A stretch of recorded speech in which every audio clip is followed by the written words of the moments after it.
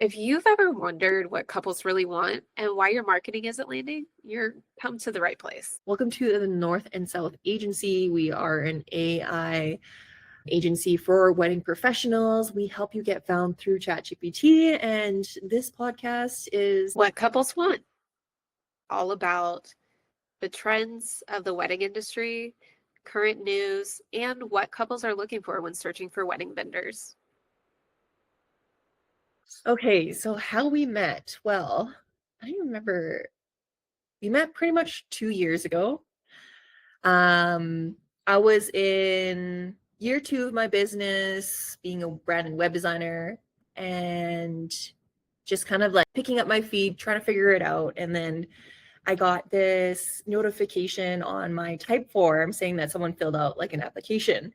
And at first, I got screwed over by this like account once. They filled out my form and it happened to be like a scam.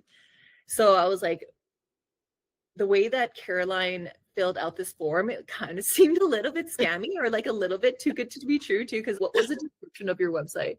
It was like, I wanted to be, what's that photographer that you dropped? Do you remember the name? Annie Leibovitz. Annie Leibovitz. So she had all these points. I was like, this is strange. Like, this is like almost too good to be true. And so reached out to her afterwards, and she happened to be like an actual real person on Instagram. And so I guess the way that Caroline found me was through Instagram searches. I had my name as like Kim Din Show It Web Designer, and that's essentially how you found me, right? Yeah. Oh my gosh. Yeah. I was sitting at a coffee shop and I stumbled upon a different Show It designer, and it wasn't like a designer, it was just a lady that teaches other designers how to be designers. And that's how I found out about Show It. Typed it into Instagram, and I went through a couple of other profiles and they just really kind of felt empty of personality. But then when I went on your profile, I was like, oh, okay, this chick's cool. And then I went on your website and I was like, damn, she got a good website. I was like, she's probably out of my price point, but let me just go ahead and see what happens. And that was it. That was our first meeting. We like totally clicked from there. Yeah, our first meeting, it was funny because she was working at a dealership then too, and you were wearing this like orange headset, I think. And it was like dark, and I'm like, who is this chick? And it was like blurry too, because she was probably using like a 2009 DOS operating. Oh my God, I was. So, and you're like trying to be like a little hush hush about it too, because you're still at work. And I was literally working a car deal while you and I were talking. I was hoping like nothing would happen in between our meeting. Yeah, go ahead. Sorry. And then we were talking, and then all of a sudden I dropped the F-bomb. But when I dropped the F-bomb, I like shoved my hands in my mouth. I was like, oh my God, I'm so sorry. That was unprofessional. And she was like, looked at me. She's like, are you kidding? She's like, I work at a dealership. I'm always working with men. And I was like, what? I used to work in the construction industry, working with men all the time. And so that's pretty much how we bonded, like having that like similar rough industries and both just trying to be creatives and get out in the world and find our kind of new footing in life. Yeah. It was almost like we were like sisters separated. Yeah, it was. It was almost like I knew you for such a long time, and it was so easy. It was way different. Even to this day, having client calls, like I can never have that same spark that I did with Caroline. It doesn't ever hit the same. Yeah. When you know, you know. Yeah, it was crazy. I mean, the universe brought us together. We just started working. We cranked out a website. You hired me for social media. We decided to do an in-person event. I'm from Canada and flew all the way to Charleston to meet her for the first time. And it was so nerve-wracking for the both of us. Yeah, because you were like, what if this chick is catfishing me? You told me that later. Yeah. And I was thinking that kind of the same thing. I was like, man, I'm about to invite this stranger into my home. Exactly. I don't know. I just trusted you right off the rip, I guess. I feel like we both trust a lot of people right off the rip as well too. We're very trusting people. Yeah, we are. Yeah. I think that's a strength. Yeah. I do too. And yeah, and that's how we met. And it's pretty much been when I went to Charleston, we had that in-person event. We held a small style shoot that was like amazing. Oh, Still that's remember the so photo. editorial too for our first event. That's Yeah, crazy. it was so much fun. It was so much fun. That's when Caroline asked, like, do you want to just kind of join forces and do this thing together? And I was like, absolutely. It's going to be amazing. Oh, I was so nervous when I asked you. But yeah, I'm glad that we did it. And it was crazy. Like, we started doing, well, we asked each other at first, like, what are we going to do? And then it was kind of like everything. And then it got narrowed down to branding and web design and SEO. And then SEO led us to AIO. And that's where we are now. Yeah, that's where we are now. And we've there's been so many things in between too. Like after that first style shoot, we decided to do another one that was literally like 100 times bigger, and it ended up traumatizing us so much. Maybe we'll talk about this a little bit later. Yeah, But that's a good story. story. That's a different story. We'll let you guys know like our trials and tribulations with that one. Oh, yeah. All of our learning experiences, because that one really kind of like pivoted our whole business model a little bit more. We needed to experience that. Oh, for sure. Yeah. And I think we've jumped into so many things like completely blind and jumping into styled shoots completely blind is a whole other animal. So yeah, we might even do like a whole episode on that. Like here's what you need to know. Yes, yes, absolutely. Yeah. Oh man. So, what was the reason of us launching our podcast? We've wanted to do it for a long time, actually years. And Kim, I was thinking about this earlier today. Remember, we were at an event. I'm not going to say which one because my mom says you can either tell the story or you can tell the name, but you can't tell both. So we're just going to tell the story. We were at an event and we were talking to somebody that had a podcast.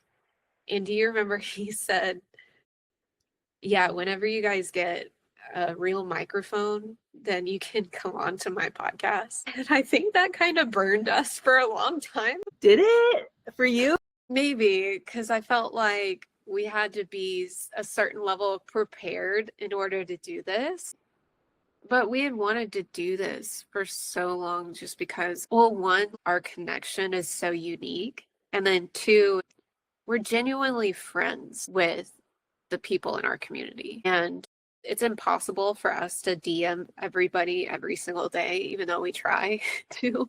So this is another way of connecting with everybody, and keeping up with them and making it to where we elevate everyone at the same time together and we don't gatekeep any of our stuff from anyone.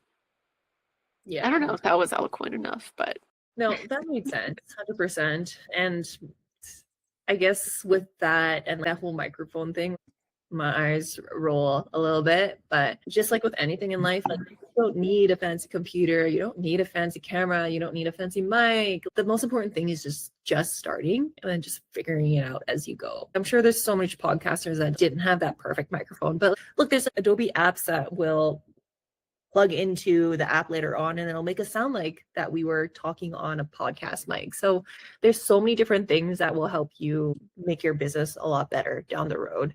You don't need to have it all together right now. yeah, I think it's a good analogy too for when we're talking to creatives, making AI visibility approachable to them. You don't have to have this whole background in order to utilize some of the tools to help you become more visible for them. Exactly. Like we didn't even have the tools later on. Like everything has just been a brick by brick kind of foundation to it. Yeah.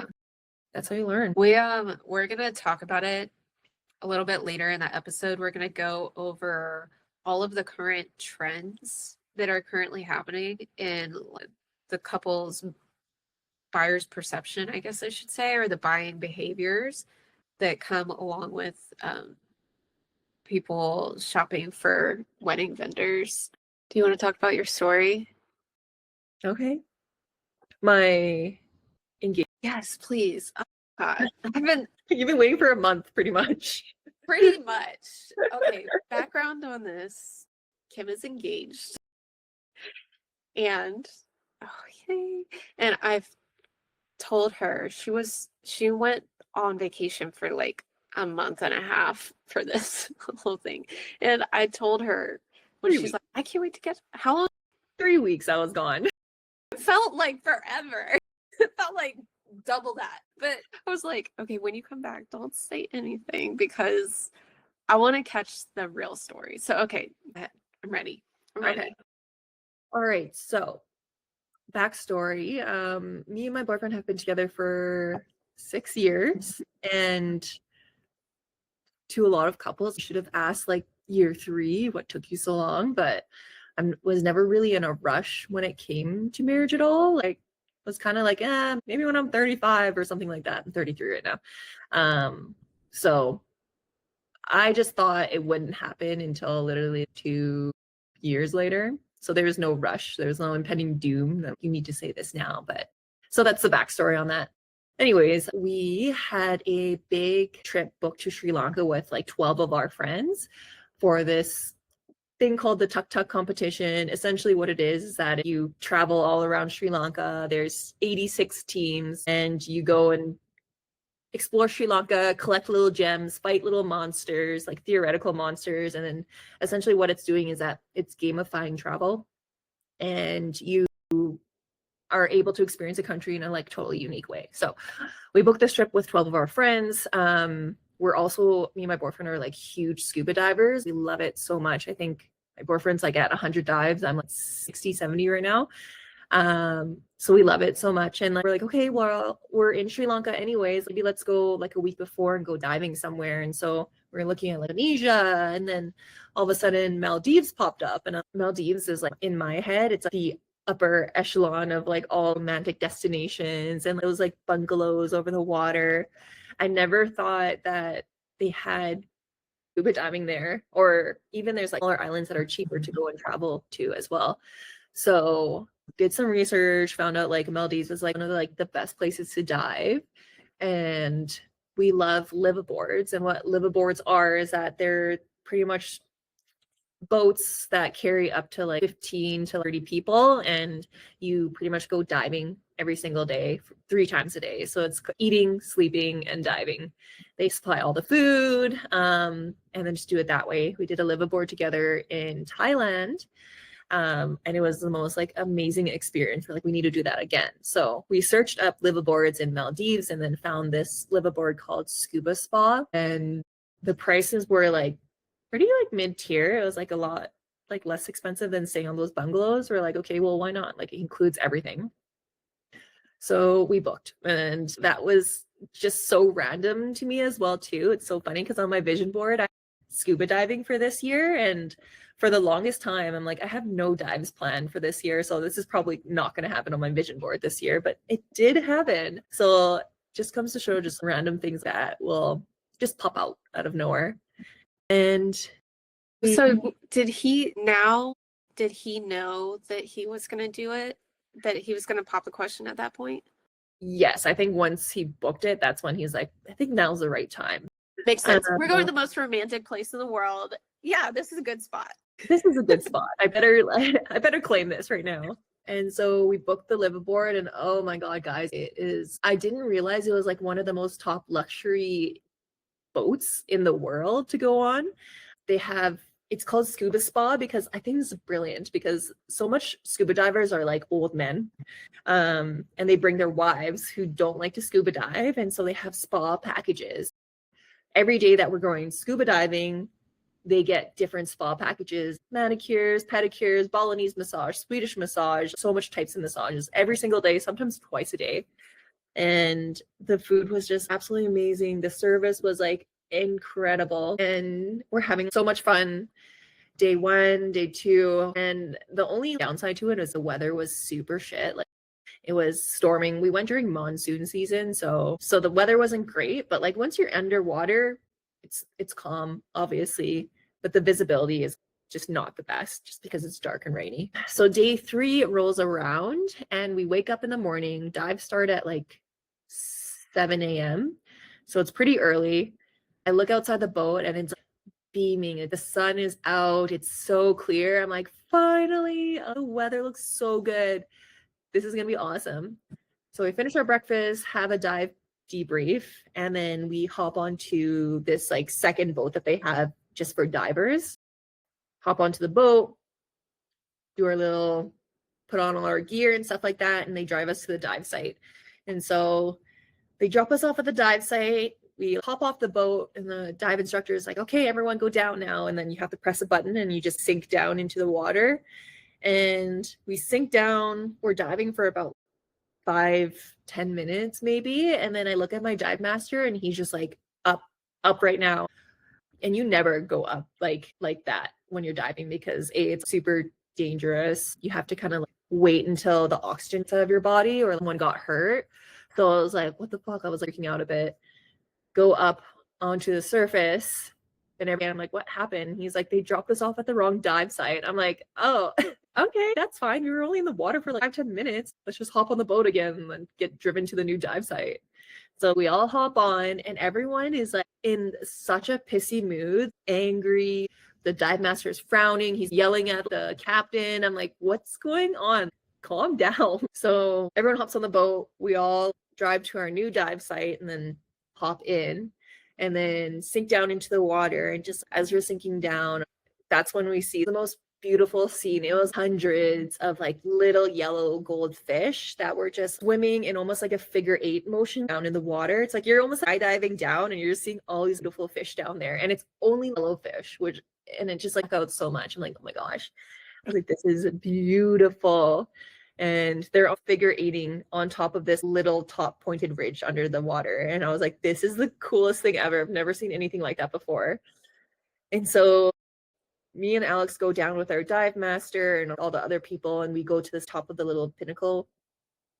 And our dive master has been filming us for like the days before. He has a really great GoPro camera. And so he's like, hey, Kim, you sit here. You can't talk under the water. So he's like, stay here. And then he's like going in front of me and has this like pro and is like filming me.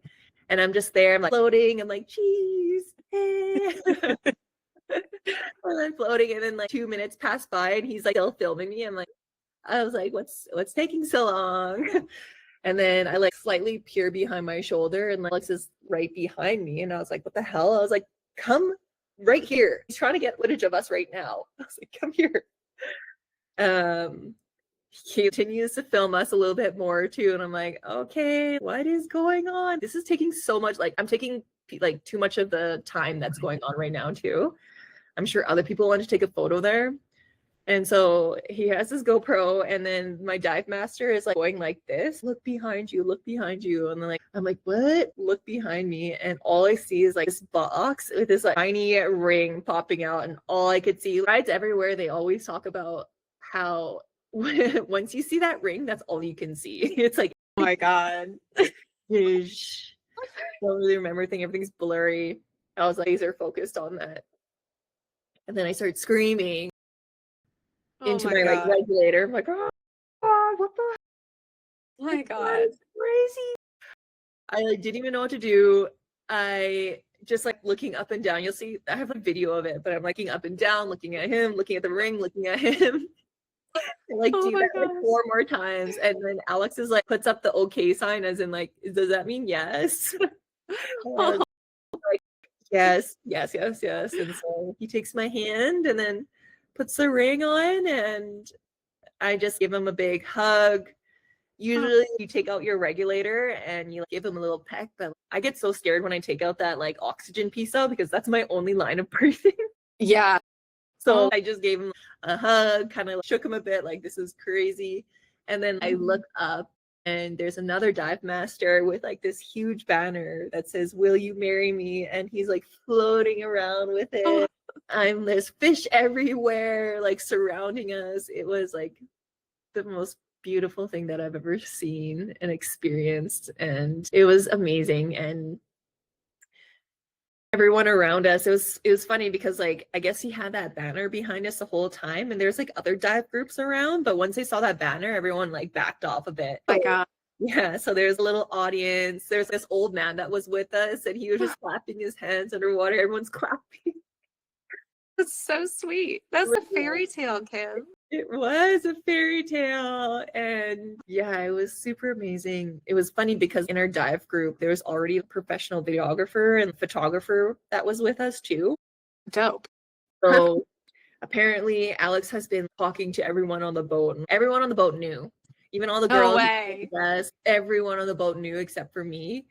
And he got them in all of it. Like, hey, you're a videographer. Would you be able to like film this? Hey.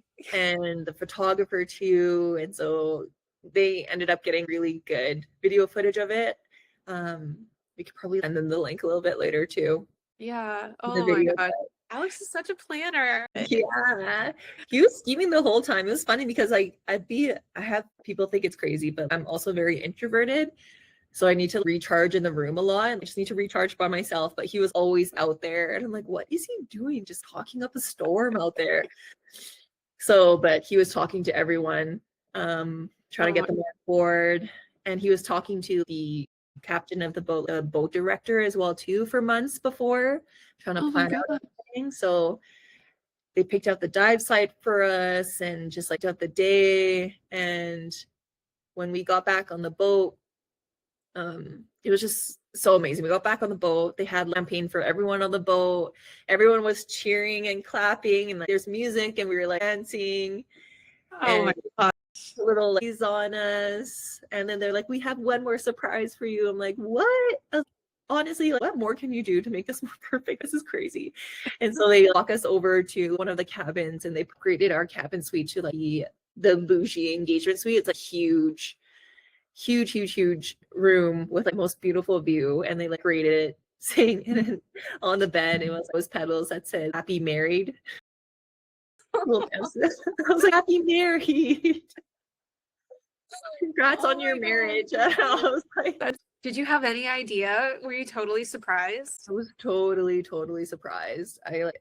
I couldn't, I just couldn't believe it's just like they made my dream come true. That was the Oh, most like epic thing. And it like meant so much to us too, because I remember when I first started scuba diving, that's when I like left to Thailand after I quit my job. And my Alex is like, you need to try scuba diving. You'll love it. Ended up getting my scuba dive license in Thailand. And then he came to visit me in Thailand and we upgraded all of our certificates. That one thing that we just both love doing too. my gosh. It was amazing. How do It you was, feel as an engaged woman? I feel not anything different, very just the same. I feel a little bit more stressed now that I have to think about stuff, but Do you know when and where you'd like to get married or anything? no, I don't know when, where, I don't know what I'm gonna do. Sometimes I'll like into it a little bit more and I'm like, "Ugh, this seems like so much work. Maybe I'll just elope." But then also Alex would love to elope, but I want the party. So I Yeah. don't, we might just elope for the ceremony and then just do a big party afterwards. But also, I don't know, I just don't want to rob myself of the full experience as well. I don't know. Is it weird like being in the wedding industry and being an engaged person?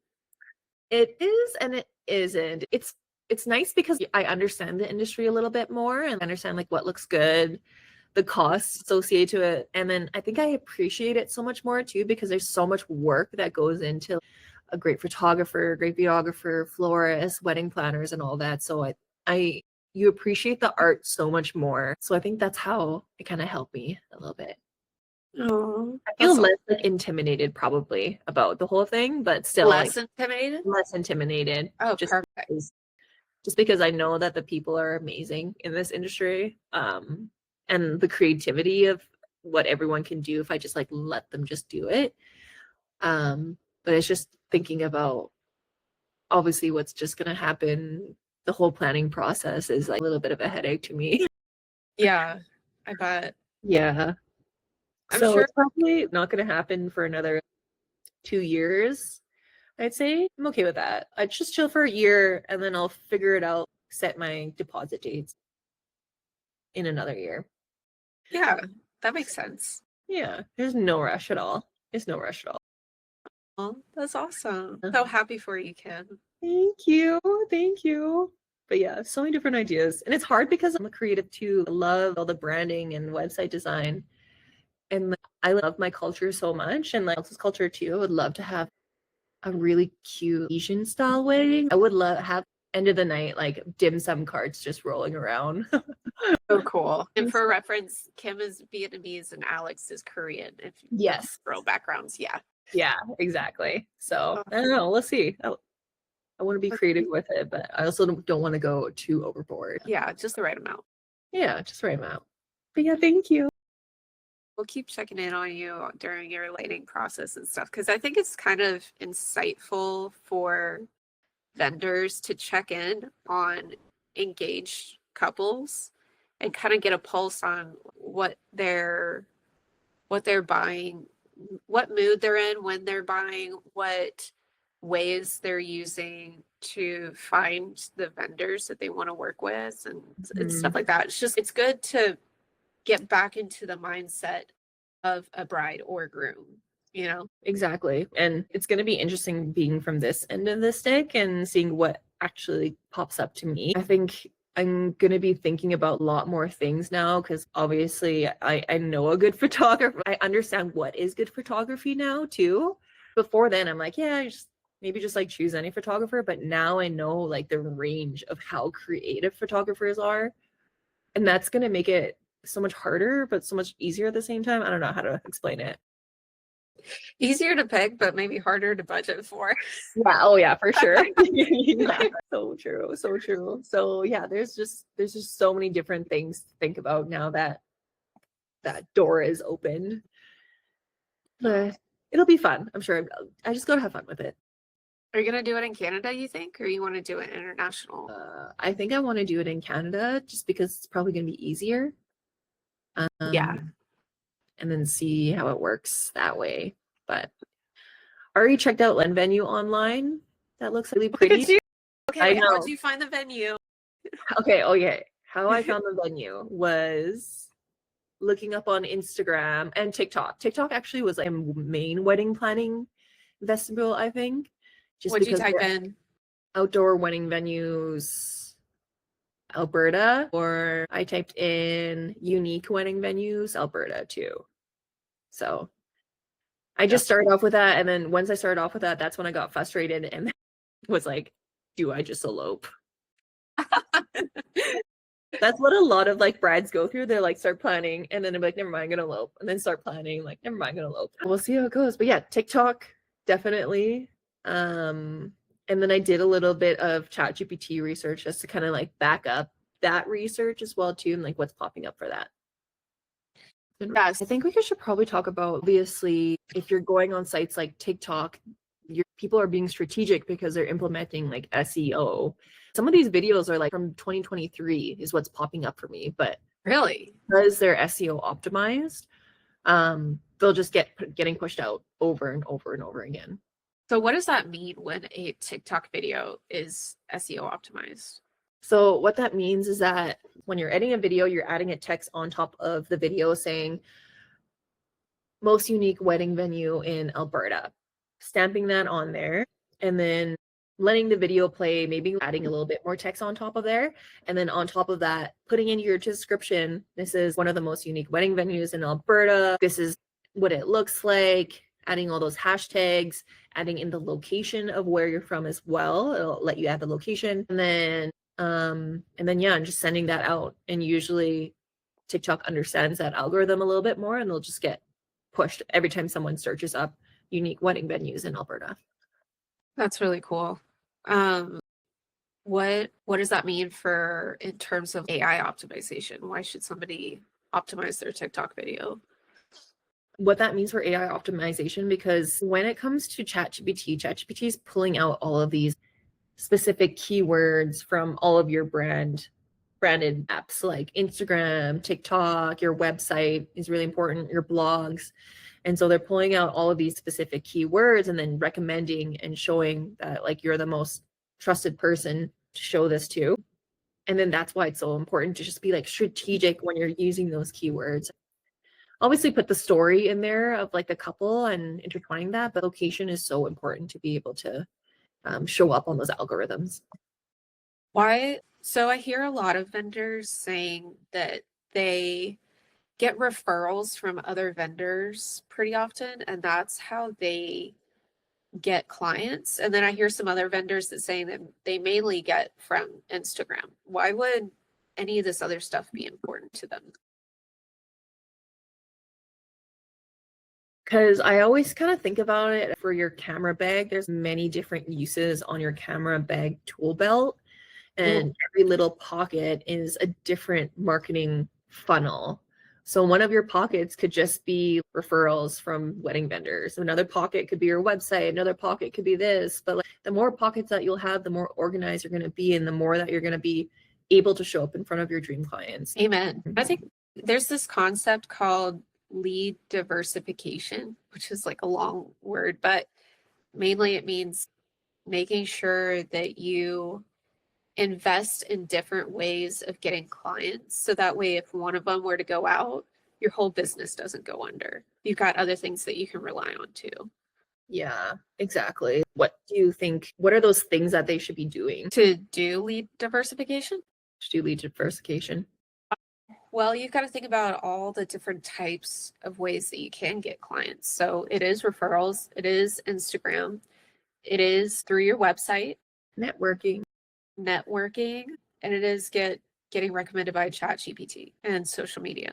So there's obviously no way that you can pour yourself into every single way of getting a client, but if you invest in certain things that will help you generate leads without you actively doing stuff like posting every day, for instance, social media, you've got to post all the time in order to get leads that way. Source of leads, yes. Does it take all your time? Yes. When people invest in the stock market, they say they're making money make money for them. Yeah. It's the same way. Investing in other lead sources so that way they can run continuously while you're doing other things. Yeah. Yeah. 100%. That's the evergreen funnel. Focus on the things that are just going to stay up there forever. ChatGPT, especially with it being so popular now. YouTube, that stays up there forever too. Pinterest, blogging stays up there forever. I feel like even though it's so popular, it's just so much burnout when it comes to Instagram.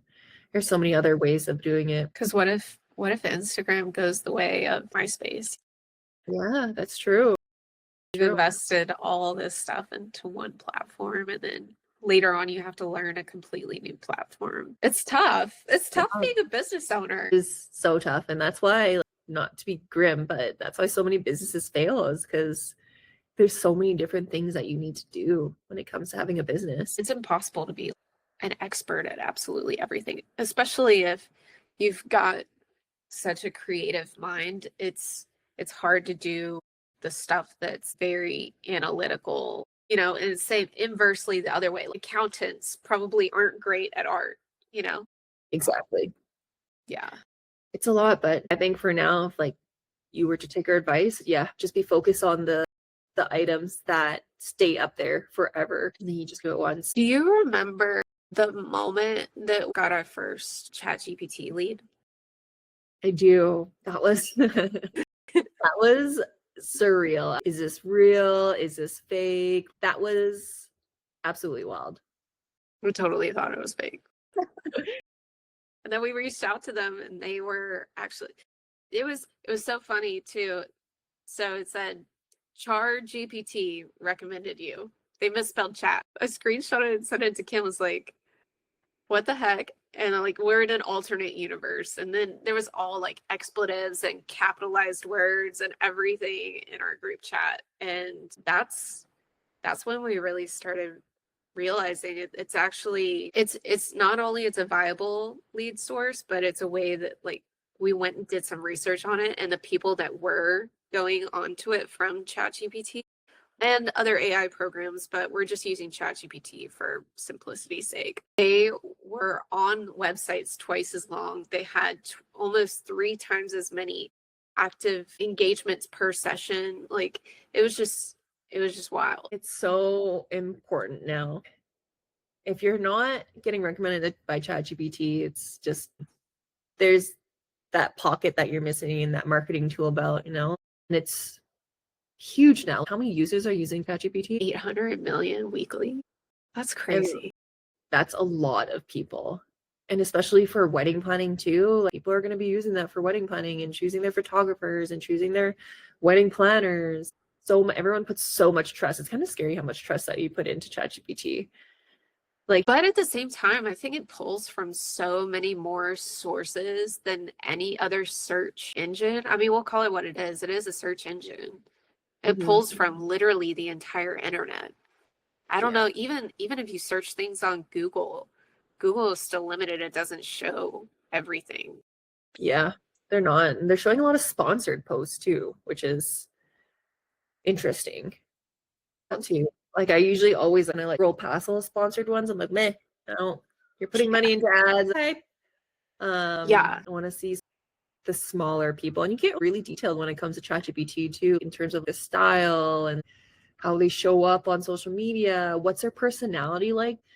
Find me a photographer who's bubbly and fun. ChatGPT is able to figure that out through your website too and recommend you, which is pretty amazing. Because a lot of people do choose wedding photographers. You may not be the best of the best, but you have an incredible personality, and a lot of people are purchasing for that reason. Yeah. Because they're going to spend more time with you than they will with anybody Exactly. else on the wedding day. Yeah, exactly. So Yeah. it's pretty amazing. Get on. ChatGPT. I listened to this 2 hour podcast on the history of AI. If you guys ever want to nerd out on that stuff, DM us and we'll send you the link for that. It's just insane going into the history of all of it. But yeah, let's do something. Let's dive into the current trends of the wedding market and the overall climate. And then we can give our takes on it if you want to do that. Yeah. Okay. There's You something got that like super excited about. what? The trending of the wedding market in 2026 is like almost like themed events, like brand activations. I That's such a corporate Really? word. Yeah, but making your wedding as a theme. I know that there was I want to bring up this like that was a really bad part in the TikTok world back in like spring where it was a bride who had like a circus themed wedding and she What? blamed the photographer for having all of these like images and like blasting her on the internet when people actually got a hold of her actual album. They're like, this photographer is amazing. She did Uh, so well. She did exactly what she was given in that scenario because you have a stupid circus themed wedding. I don't want to call it stupid if you really loved it, but you know what I mean. But this photographer just did a phenomenal job. But what I'm trying to get at is that this bride did sort of a circus themed activation to it. And I think that's super interesting. Little themes. What do you think about that? I think so. It's funny. I saw an article about the fashion world trending more towards maximalism now. All the designers are coming out with more maximalist stuff. And I think whatever starts in the fashion world bleeds over to the wedding world. So having these maximalist experiences doesn't surprise me at all. You know, the Kardashians probably started it because every single birthday party is themed and it is all out. And you see photos of that all over the internet. So if you're constantly being induced with stuff like that, you're thinking, man, I want a 007 themed wedding too. Yeah, which is pretty wild. And it's also crazy because those types of weddings are so expensive. Obviously, if you have the budget, go for it. But having a super on themed wedding, is that realistic? I don't know. You have to have a budget of at least $1 million to have a really on brand theme. Mm-hmm. A lot of multi-day celebrations that people are doing now, pre-wedding brunches, post-wedding relaxation activities. I think that's interesting. Again, it comes down to budget, but more time spent with the people that you love is always really, really great. I was also thinking about for my wedding, if I wanted to do a camp theme wedding, like have Oh, everyone camp together cute. too. That's another one as well. Did you see the one? that it just got reposted. It was a camp theme wedding, but they actually did camp Yeah. for like a whole weekend.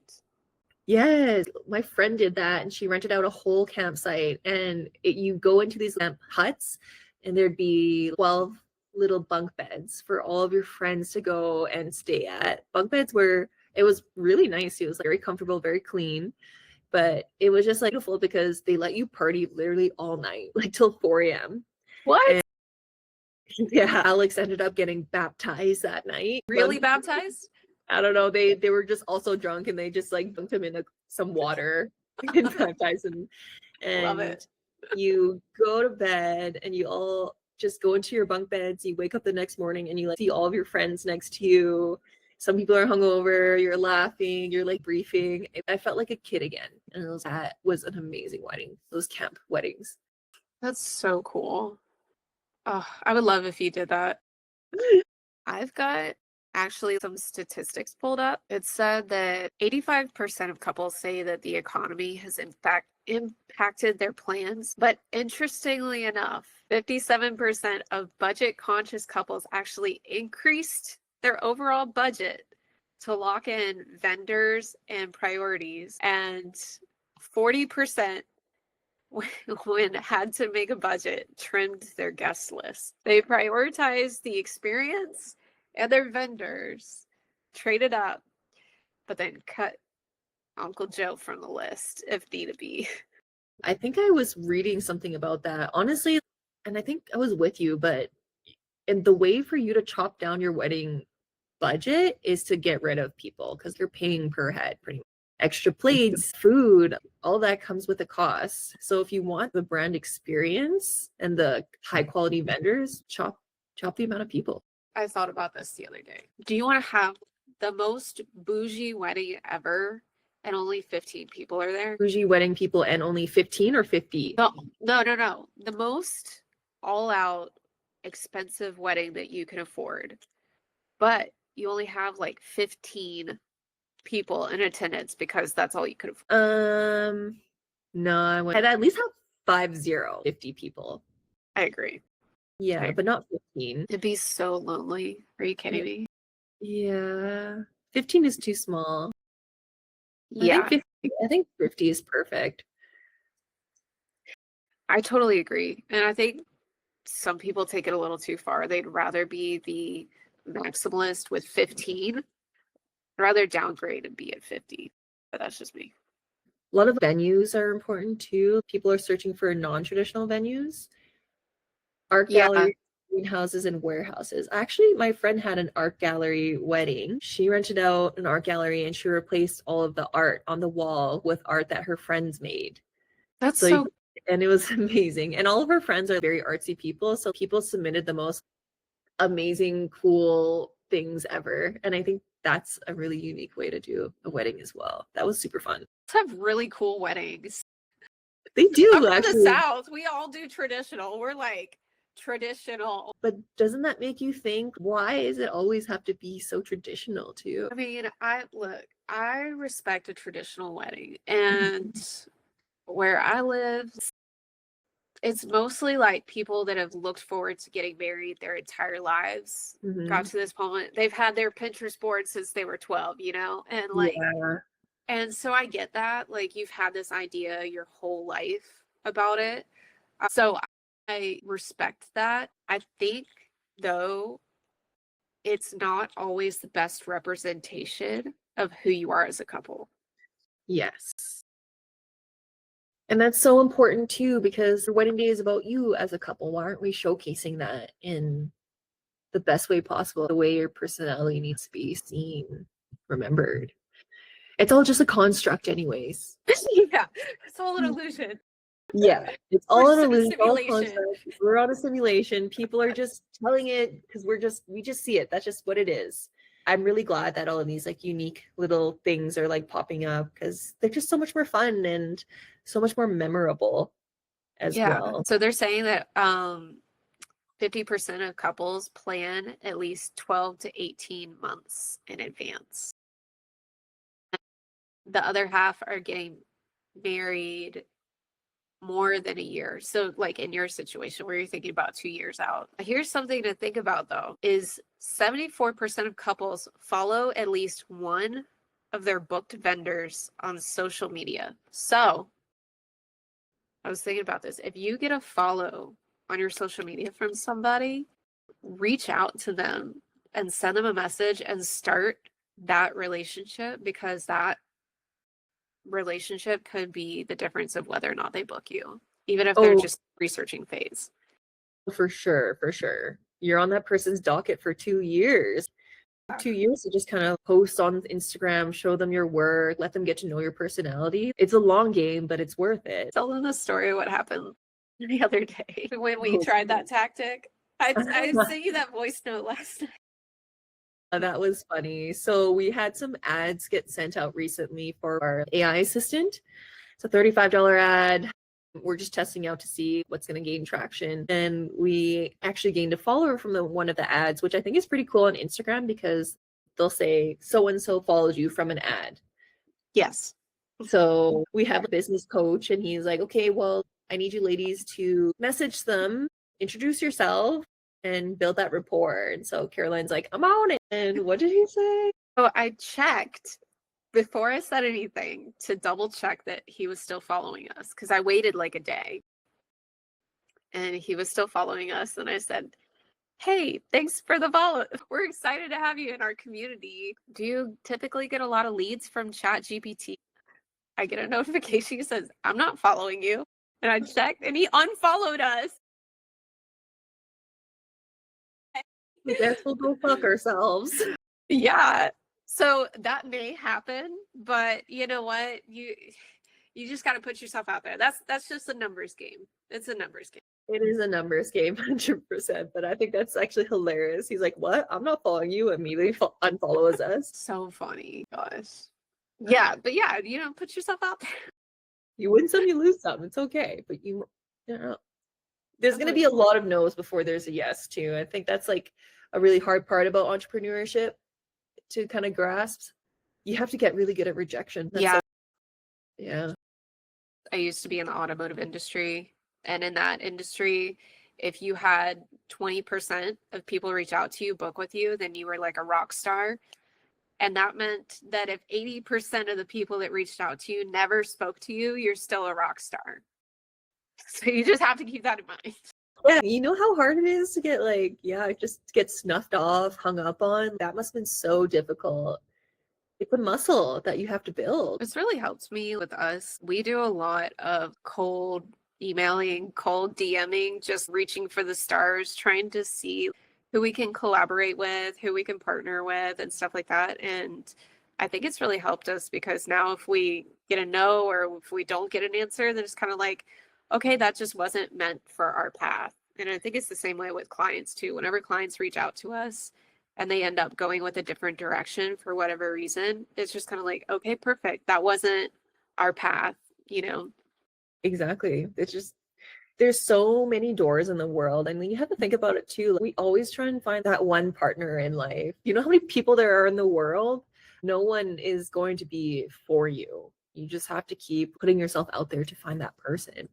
And it's always going to be, most of the time, it's going to be no. Yeah, But it's so worth it when it's at that one yes. absolutely. Awesome. Well, Kim, congrats on our first podcast. All right. Thank you so much for listening, guys. You know where to find us.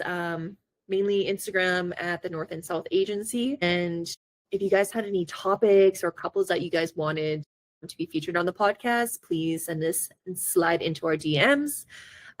We're super friendly and love building relationships with all of you. So we've been dreaming about this podcast for such a long time. Please subscribe and like, so that way other wedding vendors just like you can benefit from being a part of our community. Cheers. Cheers.